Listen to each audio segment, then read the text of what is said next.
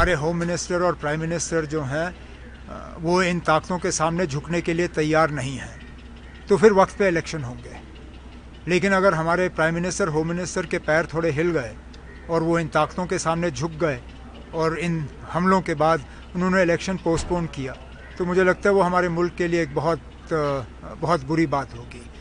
ये हमले अगर किए जा रहे हैं इलेक्शन पोस्टपोन करने के लिए, तो फिर मैं तो यही उम्मीद करूंगा कि हम इन ताकतों को कामयाब होने नहीं देंगे। लेकिन अगर हमारी जो केंद्रीय सतह पे लीडरशिप है, अगर वो इन ताकतों के सामने झुकना चाहेगी तो ये फैसला उनका हो। सुप्रीम कोर्ट ने कहा है कि 30 सितंबर से पहले यहाँ इंतखाबात जो हैं वो मुकम्मल होने चाहिए। वज़ीर आज़म साहब ने खुद यहाँ पे आके जिस दिन योगा किया, उस दिन जम्मू कश्मीर के लोगों को ये विश्वास दिया कि यहाँ जो है समय पर इलेक्शन किए जाएंगे।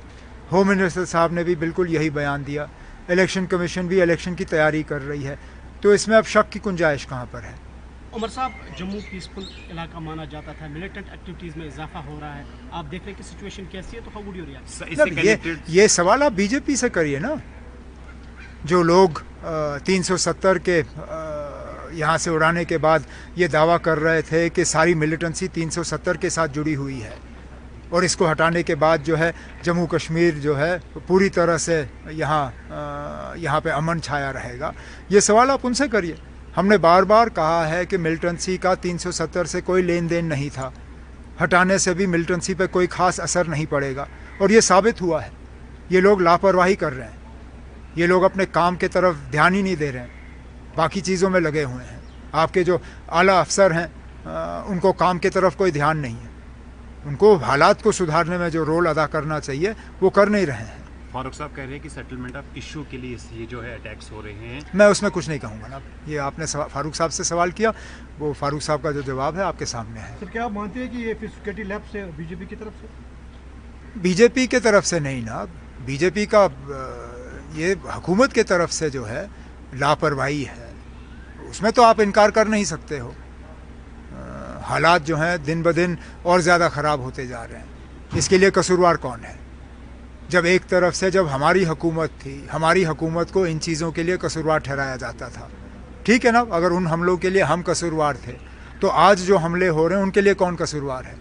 जाहिर सी बात है ये लोग हैं, और उनको हालात सुधारने में जो रोल अदा करना चाहिए वो नहीं कर रहे हैं। अब हम यही उम्मीद कर सकते हैं कि ये जो सीनियर पोस्टों पे बैठे हुए हैं, चाहे वो राजभवन हो, चाहे वो राजभवन के एडवाइज़र हों, मेहरबानी करके अपने ऐश व आराम को छोड़ें और अपने काम के तरफ जो है ज़्यादा तवज्जो दें। जैसे ग्रोइंग डिमांड की इंडिया को रेस्पॉन्ड करना चाहिए और जो मिलिटेंट बेसिस पीओके में उनको स्ट्राइक करना चाहिए। मेरा उसमें कोई कहना नहीं है ना, जो मैंने इस तरह की कोई डिमांड सुनी नहीं है, और इस तरह के फ़ैसले हम जैसे लोग नहीं करते।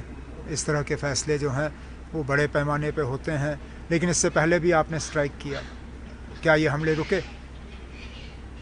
आपने बढ़ चढ़ के जो है बालाकोट में स्ट्राइक करने का दावा किया, उसके बावजूद जम्मू कश्मीर में मिलिटेंसी ख़त्म नहीं हुई।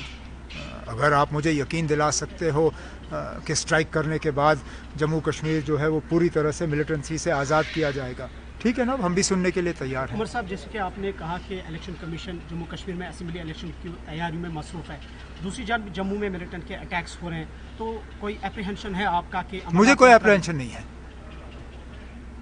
अगर हमारे होम मिनिस्टर और प्राइम मिनिस्टर जो हैं वो इन ताकतों के सामने झुकने के लिए तैयार नहीं हैं, तो फिर वक्त पे इलेक्शन होंगे। लेकिन अगर हमारे प्राइम मिनिस्टर होम मिनिस्टर के पैर थोड़े हिल गए और वो इन ताकतों के सामने झुक गए और इन हमलों के बाद उन्होंने इलेक्शन पोस्टपोन किया, तो मुझे लगता है वो हमारे मुल्क के लिए एक बहुत बुरी बात होगी।